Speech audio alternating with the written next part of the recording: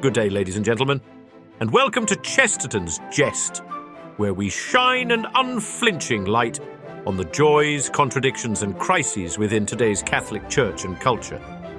If you're here for faith, wit, and a little righteous fire, you're in the right place.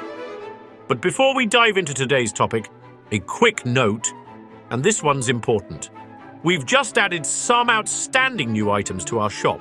Gourmet, flavoured coffees that smell like sanity, hand-poured candles with scents like sacred space, and graphic tees and hoodies bold enough to make a modernist flinch. Every purchase directly supports the research, production, and fearless commentary you see here at Chesterton's Jest.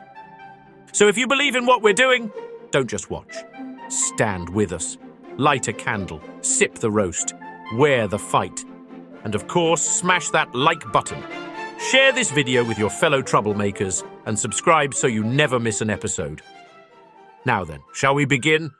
Our topic, up for discussion today, the Cyrus Complex, Catholics, Trump, and the search for a strongman. Chapter 1, The Pagan with a Purpose. Let us begin with a paradox. God once anointed a pagan king to free his people. Not a Hebrew, not a prophet, not even a particularly pious man, just a Persian named Cyrus with a knack for conquest and a scroll signed by heaven. This is the kind of story that, were it not buried in the Old Testament, the bishops of our day might denounce as political fundamentalism or divine nationalism. And yet, there it stands in Isaiah 45. Thus saith the Lord to his anointed, to Cyrus. Anointed. The Hebrew word is Mashiach, the same term applied to David and to Christ himself. So, what do we make of this divine endorsement of a foreign warlord? What are we to make, then, of the curious case of Donald J. Trump? Let the progressives clutch their pearls and the purists count their canon laws. We are speaking not of sanctity, but of sovereignty and of the mysterious ways in which providence tramples our tidy categories. Chapter 2, The Hair of Samson, the Mouth of Balaam. Donald Trump is not a humble man. That may be the understatement of the century, like saying Nero enjoyed firelight or Luther disliked indulgences. He is loud, brash, boastful, and twice divorced. He builds towers of glass and gold, not monasteries of stone and silence. And yet, he did more to stop the bleeding of Christian civilization than many a mild-mannered bishop with a mitre and a Netflix subscription. When Trump stood at the March for Life, he became the first sitting US president to do so. When he moved the embassy to Jerusalem, a chorus of evangelicals swooned, but wiser eyes noted a dangerous shift in the chessboard of prophecy. When he spoke of prayer in schools and the centrality of God in American life, secularists shrieked and trembled. But some Catholics scratched their heads and wondered, how is it that this Babylonian builder talks more like a prophet than our own priests? The Catholic mind recoils. Trump is not our kind. He is vulgar.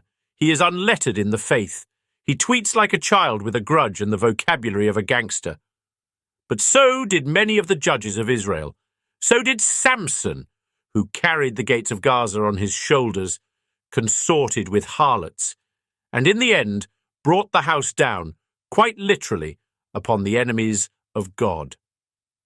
When Trump stood at the March for Life, he did what no sitting US president had dared to do.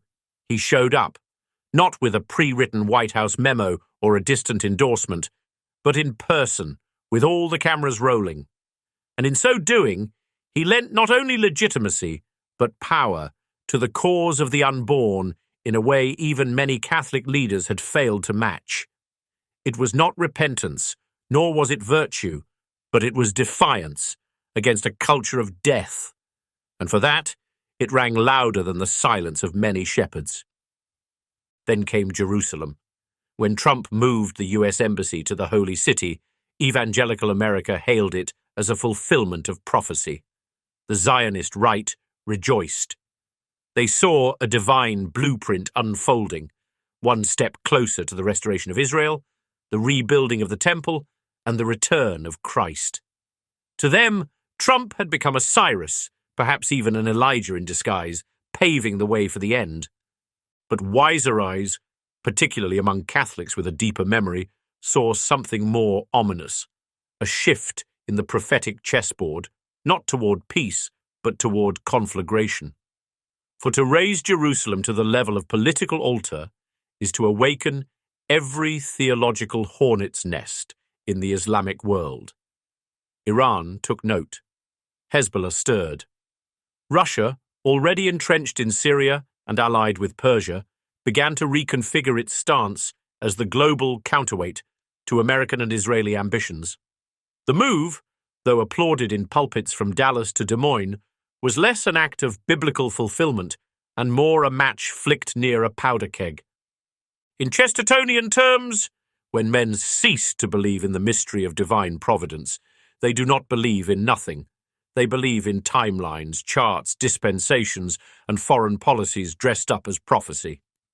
The embassy move may indeed have been a sign, but whether it was a sign of divine favor or divine warning is something the Church must discern with trembling. Chapter 3. Why Catholics Looked East and Saw Trump. The Catholic soul is trained to love order, hierarchy, ritual, and continuity. We are not natural revolutionaries. And yet, in the years following the cultural collapse of the West, after 60 million abortions, drag queens reading to toddlers, and bishops apologizing for the gospel, a great many Catholics felt not outrage, but abandonment. The fatherly voice of the Church had become a whisper behind a mask.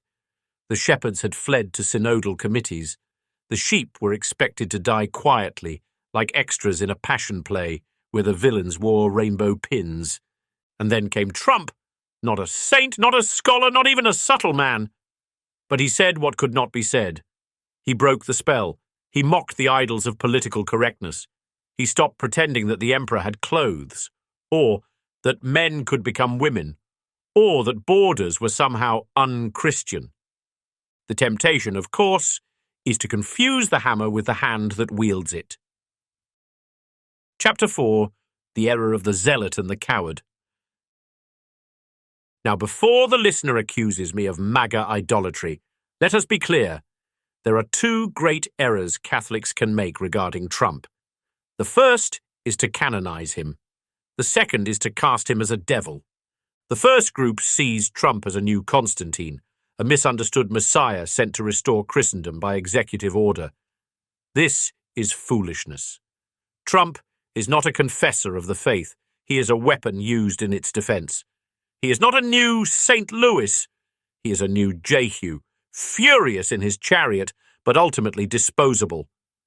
The second group, often found in chancery offices or sipping Chardonnay at Jesuit universities, see Trump as a proto-fascist, a threat to dialogue and inclusion, which are, in their minds, the highest virtues.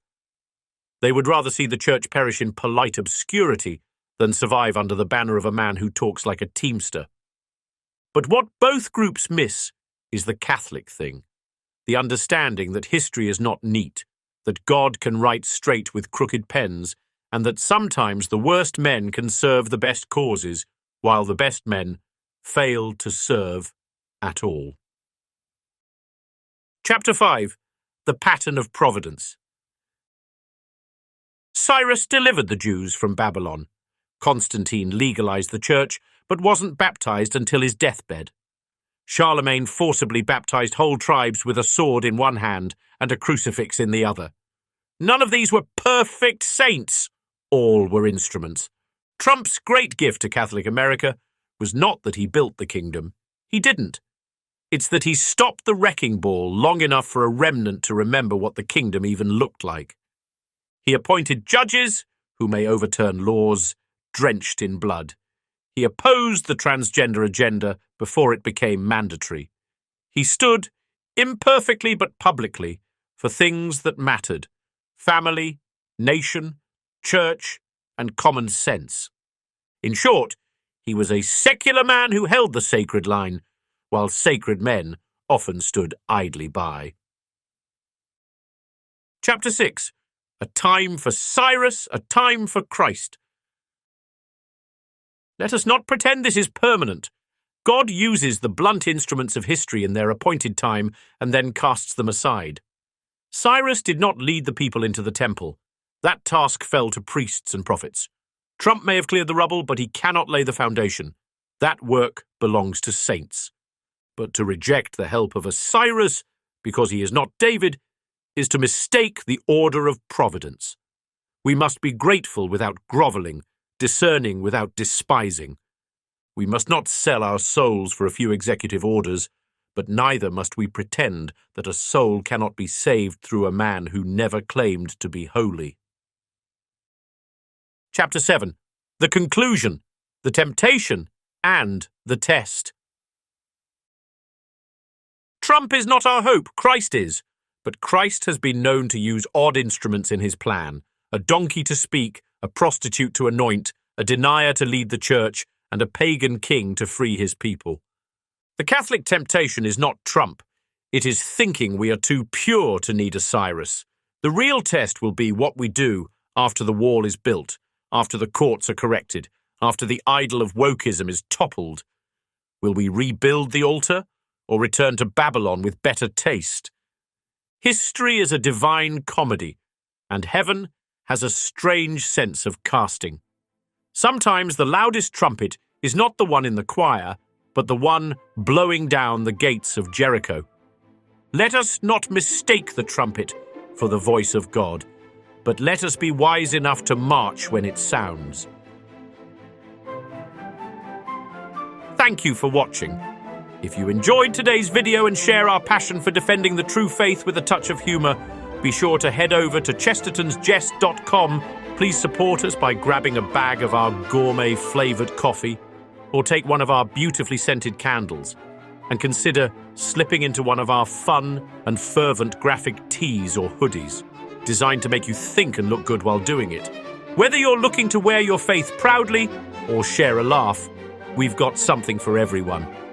Visit us today and join the movement, because in times like these, it's more important than ever to stand firm in our beliefs with style and wit. If you love what you hear, please don't forget to support the show by shopping at our store. Your purchase helps us keep this channel running and ensures more great content comes your way. As Chesterton once said, "A madman is not someone who has lost his reason. A madman is someone who has lost everything except his reason." So, let's keep our reason and our faith intact together. Thanks for listening.